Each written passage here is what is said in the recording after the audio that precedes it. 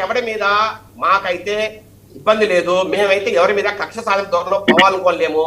ఇది జగన్మోహన్ రెడ్డి ప్రభుత్వం లాగా ఉన్న వాళ్ళందరినీ అరెస్ట్ చేసుకుంటూ తెలుగుదేశాన్ని లేదంటే జనసేన పార్టీని కూకటి వేలతో పెకిలించాలనే పరిస్థితి మాకు అవసరం లేదు. ఆ రోజు ఏంటంటే జగన్మోహన్ రెడ్డి కావచ్చు, వాళ్ళ ఫాదర్ హయాం నుంచి కావచ్చు, వాళ్ళ రాజకీయాలు వేరంటివి. అవి హత్యా రాజకీయాలు, నేరమయ్య రాజకీయాలు, కుట్రతో కూడిన రాజకీయాలండి.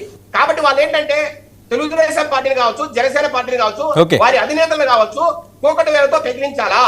పూర్తిగా ఈ రాష్ట్రం నుంచి ఈ రెండు పార్టీలను మనము పూర్తిగా అదృశ్యం చేయాలా?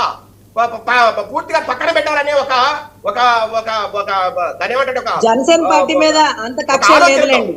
ఏమండి ఒక జనసేన పార్టీని కూకటి వేలతో కదిలించలేరు కానీ అంత కక్ష ఎవరికి ఉండదులేండి. ఏమండి అది ఇప్పుడు మీరు ఏ పక్క ఉన్నారో ఏ పక్క మాట్లాడతారో దేవుడి ఇరుక. రజనీ గారు మీరు ఒక్కొక్కసారి జనసేన గురించి మాట్లాడతారు, ఒకసారి వైసీపీ గురించి మాట్లాడతారు. అసలు మీరు మాడే మాటల్లో మర్మం ఏంటో, మీరు ఎవరి తరపున మాట్లాడతారో ఆ దేవుడికి ఇరుక. మొన్న ఆ మధ్యలో మీది ఒకటి చూసా నేను. ఇప్పుడు ఏమంటే ఫ్లెక్సీ వ్యవహారం, ఏమంటే వర్మ గారు ఒక్క మాట మాట్లాడతా నేను. ఇప్పుడు రజనీ గారు అంటున్నారు కదా ఫ్లెక్సీ వ్యవహారం అని. ఇప్పుడు భూమన కరుణాకర్ రెడ్డి గారు ఆయన అక్కడ ఏదో ప్రాయశ్చిత హోమం అని తిరుపతిలో హోమం చేశారు. ఫస్ట్ స్టార్ట్ అయింది అక్కడ సమస్య. అక్కడ ఒక కొన్ని ఫ్లెక్సీలు పెట్టారు.